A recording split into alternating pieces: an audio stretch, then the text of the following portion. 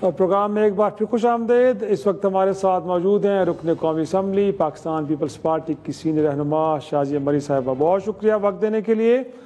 Break سے پہلے ہم ڈبیٹ کر رہے تھے بلوچستان کے ایشو کو, انفیکٹ جہاں پہ پیپلز پارٹی کی حکومت بھی ہے شازیہ صاحبہ, بٹ وہ ایک نیشنل ایفرٹ چاہیے. کل بھی ہم نے دیکھا ہے وہاں چیف منسٹر بیٹھے, کانفرنس سے خطاب کیا, اس کے ساتھ ساتھ ANP کے رہنما ایمل خان ولی صاحب وہاں پہ ایک جرگہ منعقد کیا گیا, وہاں پہ بھی کچھ کنسرنز کا اظہار کیا گیا, بٹ وہ جو ایک نیشنل ایفرٹ ہے دیٹ از مسنگ.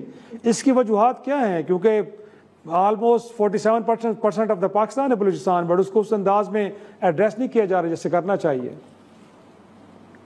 بہت شکریہ افتخار صاحب. یقینی طور پر بلوچستان کی جو امن ہے, وہاں کی جو اسٹیبلٹی ہے, وہ پاکستان کے استحکام کے لیے بہت ضروری ہے.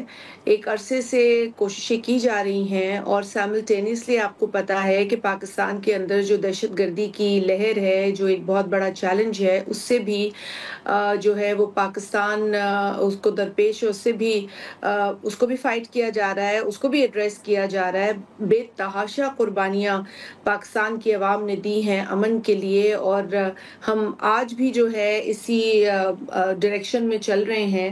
اللہ کرے کہ ہم مکمل طور پر دہشت گردی کا خاتمہ کر سکیں اور انتہا پسندی کو ختم کر سکیں, کیونکہ معاشرے کی جڑوں میں اگر اس طرح کا ناسور بیٹھ جائے تو وہ آنے والی نسلوں کے لیے بہت برا ہے. اور بلوچستان کو بھی جہاں دیگر چیلنجز کا سامنا تھا, وہاں آپ کو پتہ ہے کہ جو پاکستان کے خلاف ملک کام کر رہے ہیں وہ بھی بلوچستان کی سچویشن سے فائدہ اٹھاتے ہیں, اور بلوچستان کے اندر جو ایفرٹ ہے اسٹیبلٹی کا وہ یقینی طور پر وہ مشکل میں پڑ جاتا ہے. لیکن I would disagree to certain extent کہ نیشنل اسپرٹ نہیں ہے. دیکھیں نیشنل اسپرٹ ہے, لیکن اس ملک کے اندر, ہمارے پیارے ملک کے اندر جو اس وقت کچھ لوگ انتشار پھیلانے کی کوشش کر رہے ہیں, وہ میری نظر میں مجھے ایسا لگتا ہے افتخار صاحب کہ جان کر, یا I can give them benefit of doubt, یا انجانے میں, لیکن جس قسم کی سٹیٹمنٹس وہ پاکستان کے حوالے سے دیتے ہیں, ایک جماعت سے خاص طور پہ جن لوگوں کا تعلق ہے اور جو ملک سے باہر زیادہ کر کے چلے گئے ہیں, وہاں بیٹھ کر وہ سارا دن پاکستان کے اوپر مختلف سٹیٹمنٹس دیتے, تو میرا خیال ہے یہ بھی پاکستان کی پرسیپشن کو اور پاکستان کے امن کو نقصان پہنچاتی ہے. اگر آپ ان کے میسیجز سوشل میڈیا پہ یا ان کی ٹویٹس دیکھ لیں تو میرا خیال ہے کہ جو لوگ پاکستان کے دشمن ہیں یا جو میلی نظر رکھتے ہیں پاکستان کے اوپر, یا جو پراکسیز کے ذریعے پاکستان میں کام کر رہے ہیں, بالکل ان سے ملتا جلتا نیریٹو ہوتا ہے. مطلب I mean لینگویج تو چھوڑیں, لفظ بھی وہی ہوتے ہیں. تو یہ بہت بڑی ڈس سروس ہے جو جانے انجانے میں ایک جماعت خاص طور پہ یہ کیے جا رہی ہے متواتر.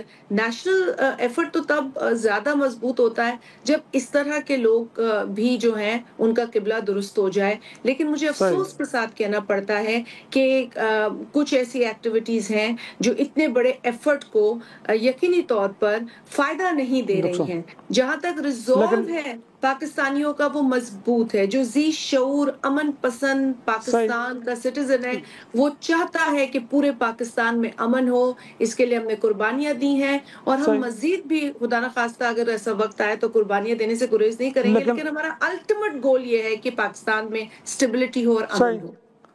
لیکن شازیہ صاحب انفیکٹ کچھ عناصر ضرور ایسے ہیں جن کا آپ نے ذکر کیا, بٹ بہت سارے ایسے بھی ہیں کہ جو وہاں کے سن آف دا سائل ہیں, وہ اختر مینگل صاحب ہوں یا باقی لوگ, وہ چاہتے ہیں کہ ریاست ان کو انگیج کرے, اس پروسیس کا حصہ بنائے, ان کا انپٹ بھی ہونا چاہیے. لیکن ہم دیکھ رہے ہیں کہ ان کو بھی ڈسون کیا جاتا ہے.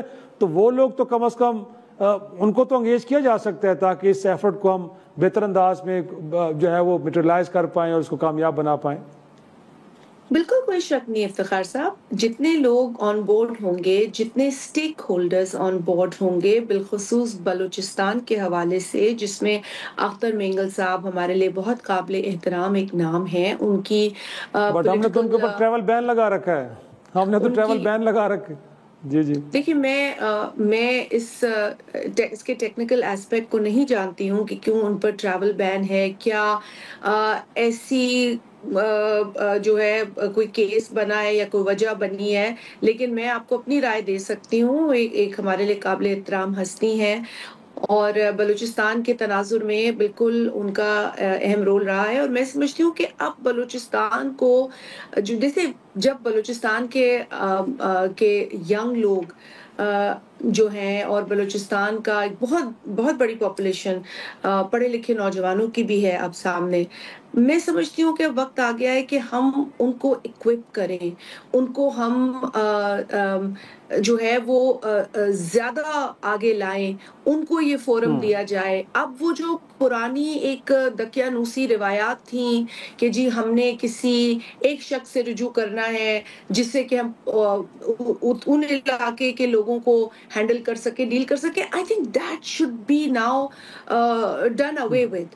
اب ہمیں عوام کو انگیج کرنے کی ضرورت ہے. اب ہمیں جس کا آغاز جناب صدر آصف علی زرداری صاحب نے اپنے پچھلے پریزیڈنسی کے دور میں کیا تھا، آغاز حقوق بلوچستان، وہ اس طرح سے پھر آگے سسٹین نہیں ہوا. یہ انفارچونیٹ بات ہے، لیکن دیکھیں وہ انہوں نے ایک ڈائریکشن سیٹ کر لیا تھا کہ we need to engage with the people and the youth of Balochistan. It is very important کہ وہاں کی ینگ نوجوان خواتین، بچیاں، جو بچے ہیں، ان سے انگیج کیا جائے. بیکاز دیکھیں کوئی بھی اب کسی کے پیچھے لگ کر اپنے حقوق حاصل نہیں کرنا چاہتا، تو there has to be more democracy there. اور میرا خیال ہے کہ ایک اچھا عمل ہے کہ سب کو ٹیبل پہ بٹھا کے بات کی جائے. اس میں جو نام ہے ہماری نظر میں، دیکھیں پولیٹیکل ڈائیلاگ بہت ضروری ہے. The end of the day ہمیں ڈائیلاگ کی طرف جانا ہوتا ہے. ہم انتشار میں لانے والوں کو بھی یہی بار بار صلاح دیتے ہیں کہ خدا را ڈائیلاگ کریں، پاکستان کے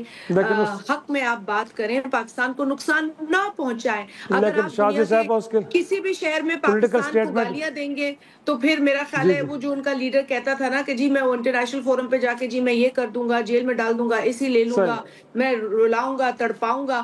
اب میرا خیال ہے یہ نیریٹو ہمارے لیے نقصان دہ تھا، نقصان دہ ہے اور آگے بھی ہوگا. انیشیٹو تو گورنمنٹ کے ہاتھ میں ہے نا. انفیکٹ آپ ان کے اتحادی ہیں تو آپ مسلم لیگ نون کی قیادت سے کہیں گے کہ بہرحال وہ ایک بڑی جماعت ہے، ان کو انگیج کرنا چاہیے، کیونکہ ملک میں جب تک امن نہیں آئے گا تو انویسٹمنٹ نہیں آئے گی.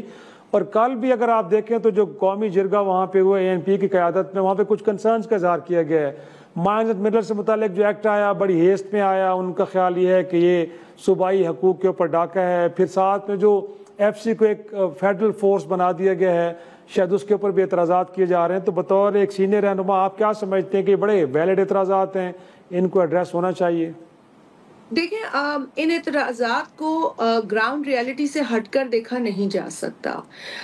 بلوچستان میں چیلنج سیکیورٹی کا بہت بڑا ہے. میں اور آپ تو ایز سیولینز بات کر سکتے ہیں بہت ساری چیزوں سے.